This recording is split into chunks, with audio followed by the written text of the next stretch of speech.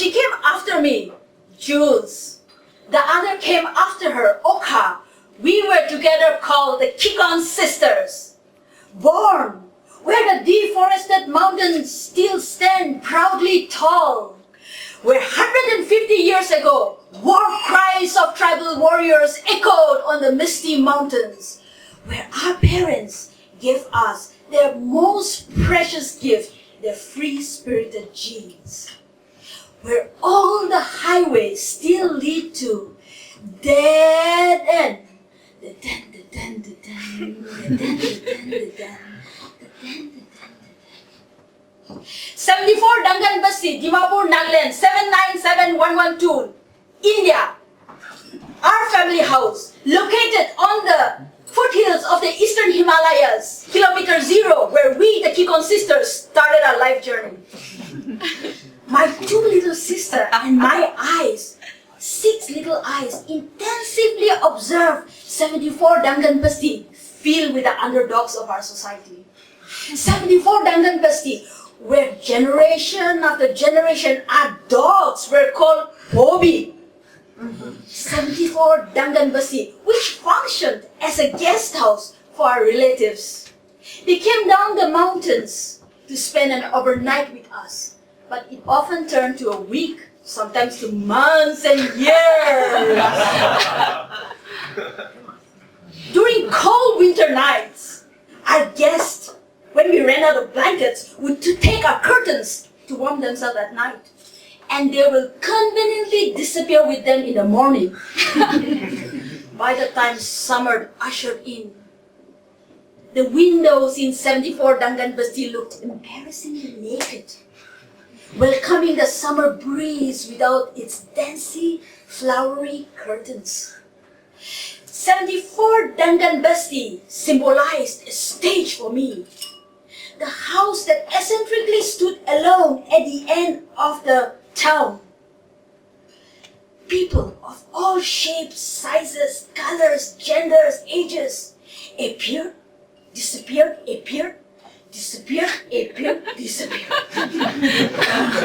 The toilets had long queues during rush hour.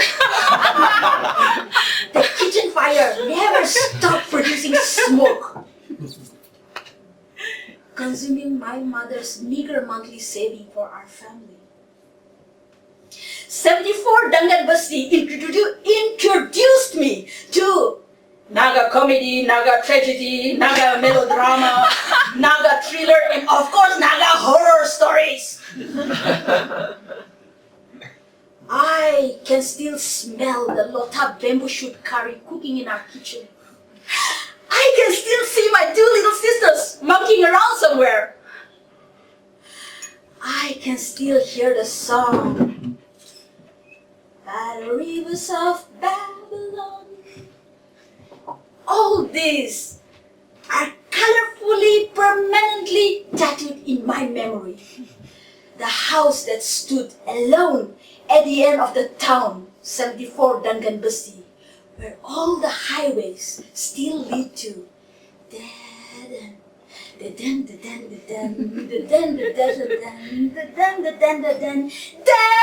where the Kikon Sisters were born.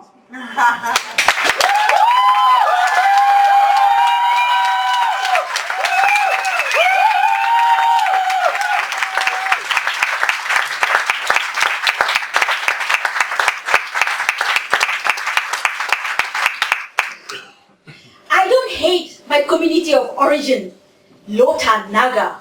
I just hate the patriarchy that suffocated me. I don't hate my country of origin, India. I just hate how they made me look very small as an indigenous woman. I don't hate my present home, Europe. I just hate how long years of colonial privilege has made many into believing that they are a superior race. I don't hate myself. I just hate how I gave power to all these forces to define my life for so long.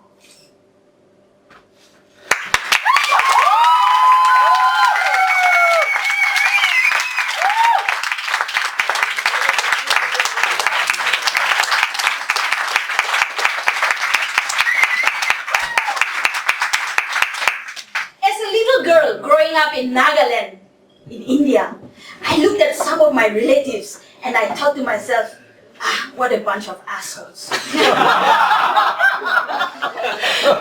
I went to mainland India and I looked at some Indians and I thought to myself, what a bunch of assholes. And